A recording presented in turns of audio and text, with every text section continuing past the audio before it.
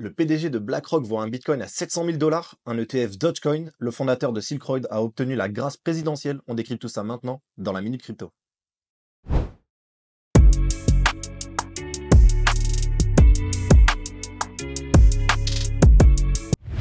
Bienvenue dans ce nouvel épisode de la Minute Crypto, votre rendez-vous journalier pour tout comprendre sur l'univers des cryptos en moins de 15 minutes. Aujourd'hui, on a du très lourd, alors installez-vous bien, c'est parti.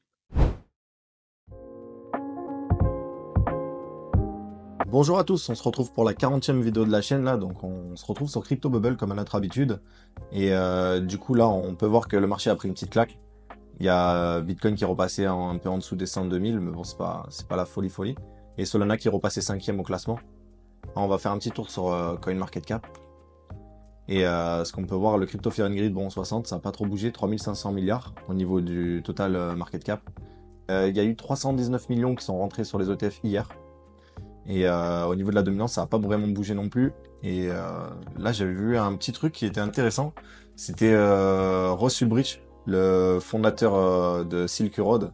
Donc c'était une plateforme illégale sur le dark web qui servait à acheter de la drogue, des armes et toutes sortes de choses et, à l'aide du Bitcoin. Donc Ross Ulbricht, il avait créé cette plateforme et il a fini en prison du coup et il avait pris 12 ans. Et là actuellement, Trump il l'a gracié. Et du coup là, on voit qu'il y a un token qui s'appelle le Silk Road sur Solana qui a été créé et on voit qu'il a fait un x6, donc 500%. C'est énorme. Donc voilà, mais c'est tout pour au niveau du marché. Là, on va passer aux actus. Larry Fink, le PDG de BlackRock, a affirmé lors d'une interview avec Bloomberg au Forum économique mondial de Davos qu'il était un fervent partisan du Bitcoin. Donc il est même allé jusqu'à prédire que sa valeur pourrait grimper jusqu'à 700 000 $. Il explique qu'il était avec un fonds souverain au cours de cette semaine et c'était la conversation. Donc devrions-nous avoir une allocation de 2%? Devrions-nous avoir une allocation de 5%? Si tout le monde adoptait cette conversation, ce serait 500 000, 600 000, 700 000 par Bitcoin. Donc ça intervient juste après que BlackRock a acheté 600 millions de dollars de Bitcoin via son ETF IBIT. Et ça, c'est le plus gros achat de l'année. Et voilà, c'est assez intéressant à observer là que le plus gros fonds de gestion de la planète est en relation avec d'assez gros clients. Et les clients s'intéressent à ce point en fait au Bitcoin. Donc voilà, c'est assez bullish. Le gestionnaire d'actifs Bitwise dépose une demande pour un ETF Dogecoin, donc c'est assez fou, hein. Donc le PDG de Bank of America qui affirme que le secteur bancaire américain est prêt à intégrer les cryptos pour les paiements, uniquement si les régulateurs donnent le feu vert. Donc on peut s'attendre à quelque chose de très intéressant cette année-là. Je vois pas le Bitcoin comme une menace pour le dollar américain. En fin de compte, je crois beaucoup au dollar américain. Le Bitcoin est un actif spéculatif intéressant. Ça vient de David Solomon, c'est le CEO de Goldman Sachs, dans une interview pour CNBC. Il y a Richard Tang, le CEO de Binance actuel, qui prévoit un record historique pour les cryptos en 2025, porté par une réglementation américaine plus limpide sous l'administration de Trump.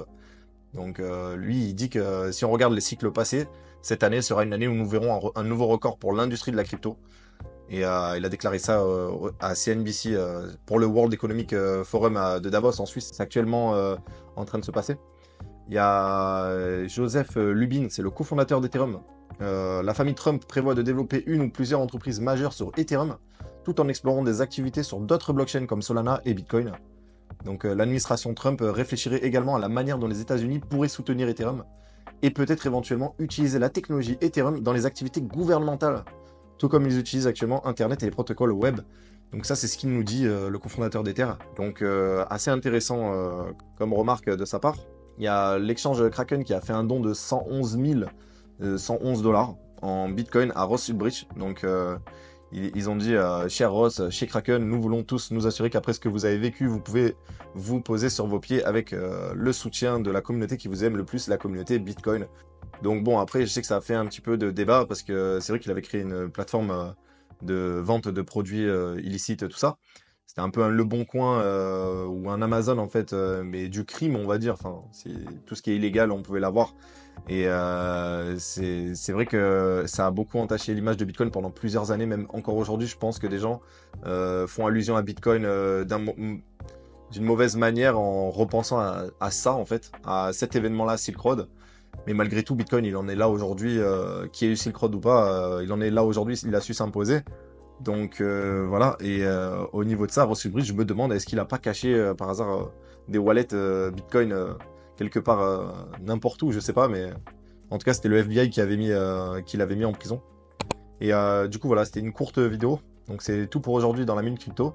Si vous avez aimé, pensez à vous abonner, activer la cloche, liker, commenter et partager.